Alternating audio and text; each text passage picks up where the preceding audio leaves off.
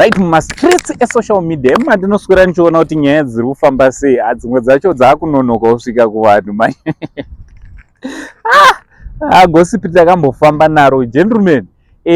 Zimceleb gossip takambopusha zvekuti tine vamwe vanhu vasingagone hedu kutaura mazita panapa patakatoridza panapa Saint TV handiti so takuda kuti tidzoke tichimbokupai maupdates ekuti zvine zvichiitika in the world of celebrities handiti, our own celebrities here in Zimbabwe. So listen, if you are new to this channel, I kindly ask you to subscribe, turn on your notification bell so that every time we upload a video you'll be notified. Also don't forget to share our videos and don't forget to share and comment. Right, nyaya ndauya nayo ndakumoreza here.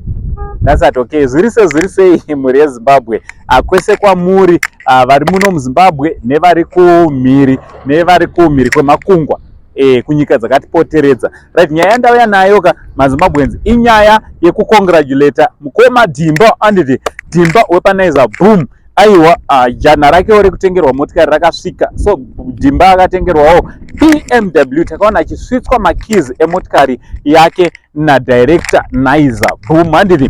Tida kuti congratulations kuna Mkoma Dhimba. Aiwa kumakombi havachawanikweeko handiti, kuzupko aiwa Mkoma Dhimba havasisiko kana kuti kumushikashika, vanenge vakungoendawo pasafe station obva watopinda munzira handiti.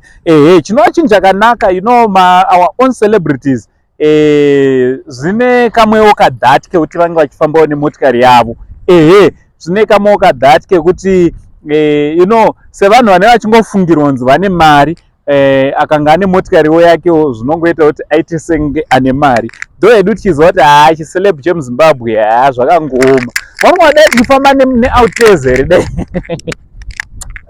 dai zvinhu zvavo zvakarongeka dai tiri kufamba neoutez totodawo pombi dzemotikari but zvinhu zvine zvakaoma. So aiwa ndozvandangoti ndiuye kuzongocongratulata Mkoma Dhimba wepanaiza boom. Tokunga moiziva kuti kunaiza boom sofa kwatengerwa ana Jatwero, ana Paida, ana Netsai, ana ndiani umwe ameno vese vakatengerwa sofa vamunoziva ivavo. Chinova chinhu chakanaka chekutengerana motikari chavari kuita. Amenoti who is next achatengerwa motikari. Ndozvandangoti ndouya kuzokuzivisa kuti ndo zviri kuitikawo mumastreets kuitira kuti musanyanyosara. Mkoma Dhimba musavata sei kumabus stop kwamaimbovatarisa, vata sei muroad BMW iyo iri apo. From Ango side only Zim Ango, but nochitichi much love.